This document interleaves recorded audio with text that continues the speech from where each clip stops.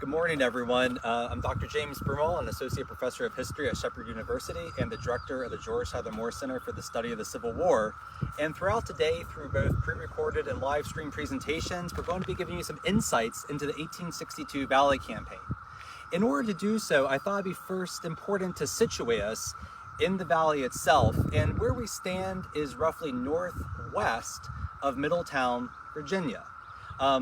We are sort of on the brink or in the middle of the lower valley. The Shenandoah Valley itself, of course, goes from south to north. And this particular site, which my assistant Tim Ware had picked out for us, I think is going to really offer you some insight into just the richness of this region and help explain why it was of such military importance in 1862. But before doing so, let's orient ourselves.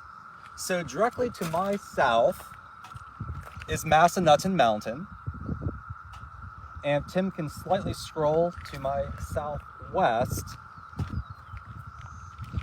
We'll get a view of the Alleghenies, and the Shenandoah Valley, of course, itself is a corridor hemmed in by the Alleghenies and the Blue Ridge Mountains.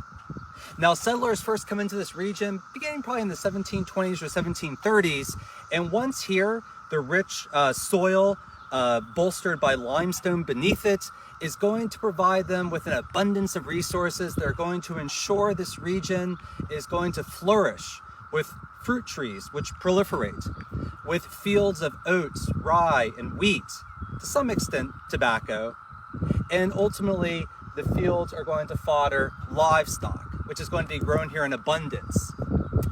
Unlike the Piedmont and Tidewater of Virginia, the institution of slavery will come into the valley sort of slowly over time, and indeed by the post-revolutionary era, certain counties like Clark will have very significant enslaved populations.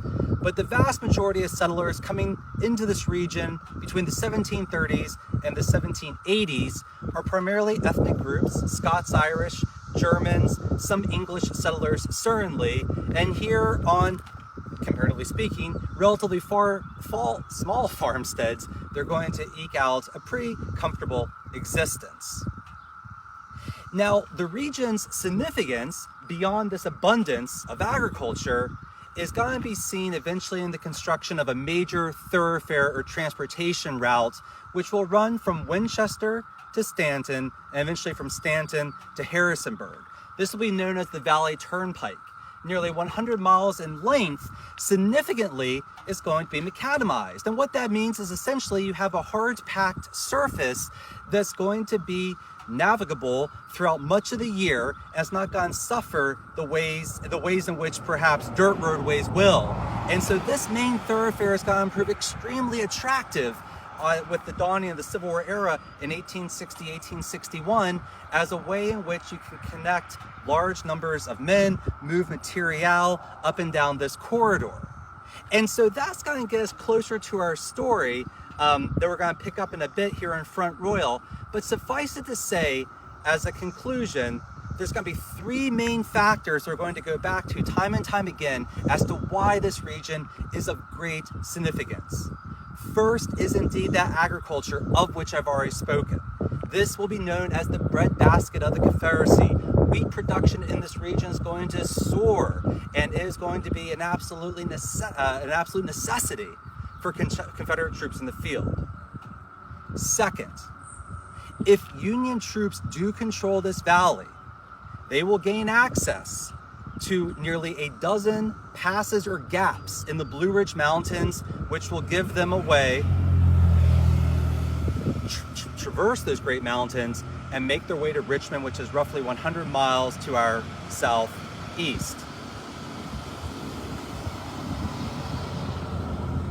And finally, three, there is a major rail line to the south of us, which, if cut off, will essentially divide sections of the eastern and western theaters.